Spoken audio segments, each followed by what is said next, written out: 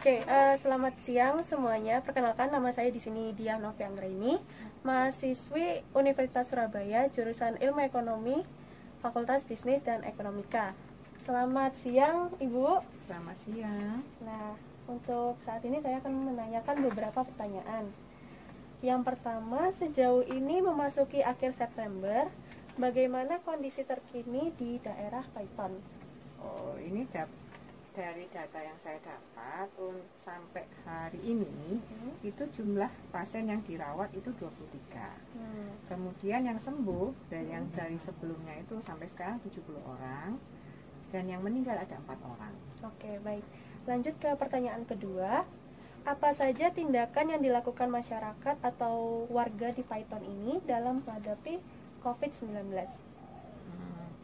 Yang jelas pemakaian masker, terus kemudian adanya pembangunan cuci tangan, sarana cuci tangan, kemudian juga ada pembatasan misalnya jam buka pasar, kemudian jam buka toko, dan lain sebagainya. Oke, lanjut ke pertanyaan ketiga. Bagaimana tanggapan Ibu terkait terbatasnya aktivitas yang dapat dilakukan selama pandemi ini? Jelas kalau waktu pertama-tama kita dibatasi bepergian, kemudian kita dibatasi segala macam, kita kan ada rasa tidak nyaman ya. Tapi kalau kita melihat akibat dari COVID, adanya kematian dan segala macamnya, rasanya akhirnya ya kita bisa bersanding lah dengan virus itu sendiri. Oke. Baik, untuk lanjut ke pertanyaan keempat, apa saja dampak ekonomi yang dialami selama masa pandemi ini? Yang kita lihat adalah karena dibatasinya buka toko, buka pasar, kemudian masyarakat juga enggan keluar rumah. Ya kalau saya lihat sih ekonomi kita akan ada penurunan ya, pendapatan dari masyarakat. Ya itu sih yang saya lihat untuk saat ini. Oke. Yang pertanyaan kelima, apakah masyarakat di sekitar tempat tinggal kita sudah melaksanakan protokol kesehatan yang ditunjukkan pemerintah? Saya kira kalau kita lihat di jalan itu memang masih ada yang masih belum memakai masker, masih tidak menjaga jarak. Tapi kalau di lingkungan sekitar sini aja, saya kira sudah dilaksanakan protokol kesehatan. Oke, lanjut ke pertanyaan terakhir. Solusi apa saja yang dapat Ibu sampaikan kepada masyarakat, warga yang masih lalai menanggapi kondisi saat ini? Kita harus tetap memberikan pengertian kepada masyarakat apa sih akibat dari COVID-19 ini. Kalau tidak melaksanakan apa, kalau tidak melaksanakan bagaimana. Terus kemudian kalau mereka masih tetap saja tidak melaksanakan protokol itu, harus ada yang kita sebut dengan reward dan punishment. Misalnya dengan yang seperti dilakukan di tempat lain, menyapu jalan kalau misalnya ditemukan tidak memakai masker, atau ekstrimnya didenda, misalnya berapa ribu. Oke, baik. Demikian pertanyaan dari saya. Terima kasih Ibu atas waktunya. Terima kasih kembali. Perkenalkan, saya Tansan Irawati Mulyono dari Fakultas Bisnis dan Ekonomika Universitas Surabaya. Saya akan menanyakan beberapa pertanyaan kepada Ibu Endang sebagai narasumbernya. Ya, jadi Ibu Endang bisa diceritakan Ibu Endang itu siapa dan keseharian Ibu itu seperti apa? Saya Ibu Endang, rumah Jalan Perumahan Rakyat nomor 48 Bojonegoro. Ibu saya ibu rumah tangga. Saya usaha kecil-kecilan, pesanan ya ayam goreng, ya dendeng manis, ya roti, ya makanan itu. Tapi selama ini banyak berkurang, soalnya pengiriman ke luar kota yang jauh itu nggak menjamin karena nggak ada pesawatnya belum tentu ada, jadi kadang-kadang 2 hari sekali. Jadi pengiriman yang untuk sehari sampai nggak ada, nggak berani. Karena pandemi ini ya? Karena pandemi ini, selama pandemi ini. Tapi kalau yang dekat, yang seperti Surabaya itu bisa. Cuman kalau travel ke Cepu apa itu nggak berani, nggak ada soalnya, berhenti travelnya. Jadi ya berkurang, lumayan banyak. Begitu. Pertama-tama sejauh ini memasuki akhir September, bagaimana kondisi yang ada di daerah Ibu Endang? Baik-baik saja. Apa saja tindakan yang dilakukan masyarakat dalam menghadapi pandemi COVID-19 ini? Taat sama peraturan pemerintah, terutama jaga jarak, pakai masker.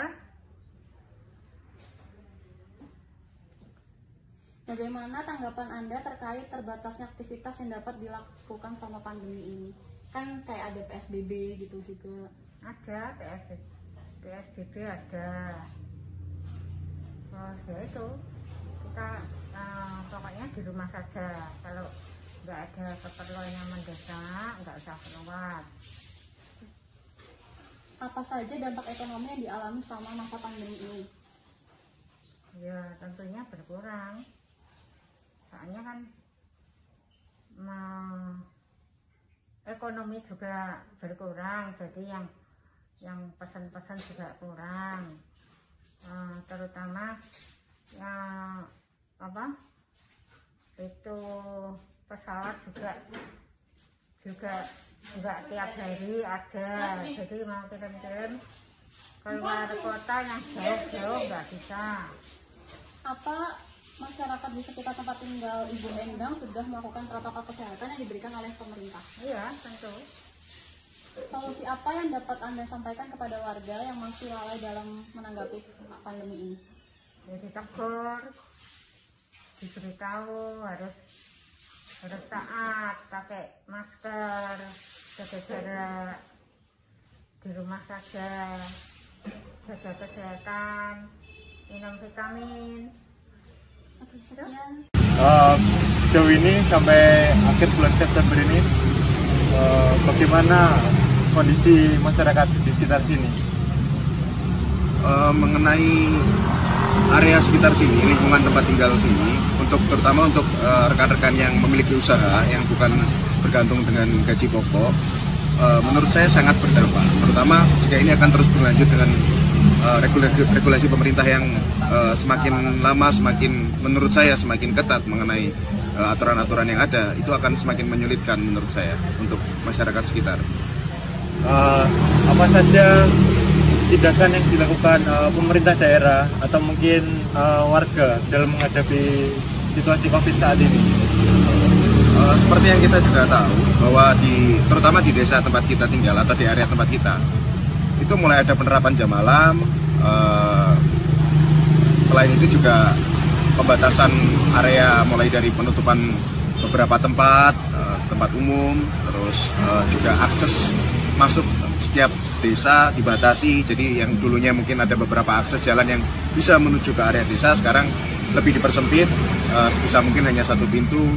Itu mungkin salah satu kebijakan yang sekarang diambil oleh daerah, lebih tepatnya di desa. Tapi kalau untuk area wilayah yang lebih luas, skop yang lebih luas lagi, itu ada penerapan jam malam. Mereka juga ada penerapan tentang wajib menggunakan masker, baik itu posisi di dalam ruangan, di luar ruangan, selama itu sifatnya aktivitas, sifatnya untuk pekerjaan atau kepentingan di luar rumah, kewajiban menggunakan masker sifatnya wajib.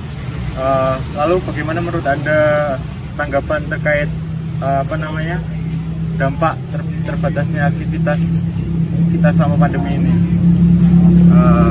Sangat berdampak ya Mas ya, menurut saya. Jadi mulai dari, kalau paling yang saya rasakan ya, dengan saya punya usaha, itu yang paling berasa memang secara, kan dibatasi dari jam malamnya, jam buka. Yang dulunya saya buka bisa hampir 24 jam, artinya bisa mendekati pagi, mulai dari pagi juga. Sekarang jam 9 malam kebetulan sudah harus tutup, semua kegiatan harus tutup. Karena regulasi pemerintah. Iya benar, sekarang regulasinya seperti itu, kebijakannya untuk saat ini seperti itu. Mengingat daerah tempat tinggal kita kebetulan beberapa bulan yang lalu masuk ke zona merah. Nah itu sangat berdampak, terutama penurunan omset tentu pasti berdampak. Kemudian juga mungkin ya fluktuasi juga. Jadi terlepas omset itu menurun, penghasilannya juga fluktuatif mas. Jadi nggak bisa dijagain gitu. Maksudnya dulunya pasti paling tidak masuk sekian per harinya. Sekarang bener-bener nggak bisa dijagain terlepas dari sudah penurunan itu, dan itu benar-benar fluktuatif banget. Kadang ada hari dimana benar-benar nggak ada pelanggan, mungkin seperti itu. Nah, lalu apakah masyarakat sekitar sudah menaati protokol kesehatan yang sudah dianjurkan oleh pemerintah? sejauh ini menurut saya sudah baik penerapannya, baik pelaksanaannya juga sudah baik. Awal adanya kebijakan, pemerintah sangat suportif, kooperatif untuk membantu kita nih sebagai orang yang punya usaha. Dimana kan banyak pasti kan customer yang bandel, yang dikasih tahu untuk menggunakan masker itu dia masih belum bisa. Untuk menjaga jarak juga mereka belum bisa. Sedangkan di tempat kami sendiri kebetulan sangat kooperatif. Kita memasang beberapa peraturan-peraturan, mulai dari tertulis, lisan juga selalu kita sampaikan. Sejauh ini semua berjalan dengan baik. Masker selalu kita ketatin, bahkan setiap karyawan masuk kita juga cek suhu tubuhnya. Kalau misalkan kondisinya kurang baik, biasanya di atas sekitar 79, kita sarankan untuk pulang dan tidak berada di sini. 39. Oh maaf, 39 ya. 39. Ya benar, normalnya kan sampai 37 aja. Nah itu berlangsung setiap hari, setiap ada customer masuk. Jadi kalau di tempat kami, kebetulan protokol kita jalankan dengan baik. Tapi saya lihat juga di daerah-daerah lainnya, maksudnya di daerah-daerah sekitar lingkungan kita juga, masyarakat termasuk kooperatif lah. Mereka tetap menggunakan masker di jalan, mereka tetap jaga jarak ketika dalam kerumunan. Ya, ya, tanya. Ya, selamat siang, Koroi. Iya.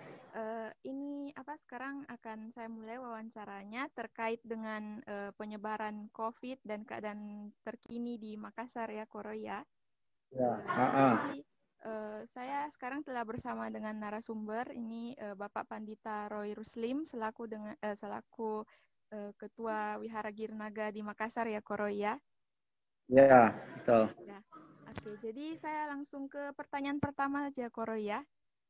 Iya. Ya. Sejauh ini memasuki akhir bulan September, bagaimana kondisi terkini di Makassar terkait dengan masa pandemi ini?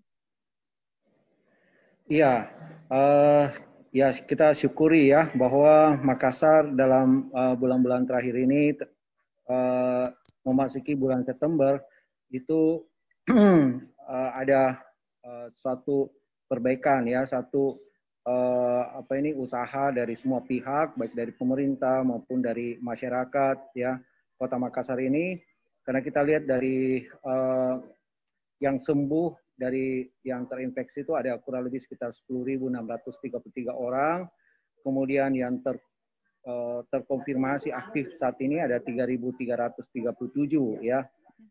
Dan yang meninggal itu kurang lebih sekitar 397 orang. Nah, ini tentu hal ini kita harus terus tingkatkan sehingga semakin banyak yang bisa sembuh dari COVID-19 ini, dan kemudian juga adanya kesadaran masyarakat untuk selalu menjaga protokol kesehatan. Itu yang dilakukan oleh masyarakat Makassar dan pemerintah Kota Makassar.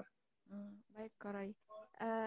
Jadi untuk pertanyaan selanjutnya, apa saja tindakan yang sudah dilakukan oleh warga dan masyarakat dalam menghadapi COVID-19 ini? Ya, jadi warga dalam hal ini untuk menghadapi COVID-19 di lingkungan mereka, dari keluarga mereka sendiri, mereka berusaha untuk menjaga kebersihan lingkungan, yang misalnya setiap saat selalu rajin mencuci tangan, kemudian menjaga kebersihan makanan, ya. Kemudian juga mereka keluar, mereka juga menjaga berkumpul kalau hal-hal itu yang tidak penting ya, mengunjungi tempat-tempat keramaian juga mereka menjaga ya, sehingga ini membuat mereka jauh dari tertularnya wabah COVID-19 ini. Oh ya, oke. Selanjutnya, bagaimana tanggapan Koroi terkait terbatasnya aktivitas yang dapat dilakukan selama masa pandemi ini? Iya, jadi kalau kita lihat tentu dengan area yang terbatas ini membatasi daripada kebebasan warga ya. Kita yang selama ini dulunya sering mengunjungi mall ya, tempat-tempat keramaian, dengan adanya ini kita akan selalu terbatas dengan kegiatan-kegiatan kita di luar ya. Dan ini termasuk juga dalam agama Buddha bahwa pengendalian diri itu sangat penting ya, pengendalian diri itu sangat penting dengan melatih kesabaran. Jadi dengan mengendalikan diri ya, kita berusaha untuk menghindari kerumunan, kemudian menghindari tempat-tempat keramaian ya, dan lain sebagainya. Dan ini sangat bagus buat individu masing-masing. Dan kemudian juga kita lihat ya dalam hal ekonomi ya, tentu berpengaruh dalam hal ini. Jadi memang banyaklah yang berubah, dan saya kira dengan adanya pengendalian diri semua bisa teratasi dengan baik. Baik, Koroi. Apa saja dampak ekonomi yang dialami selama masa pandemi ini?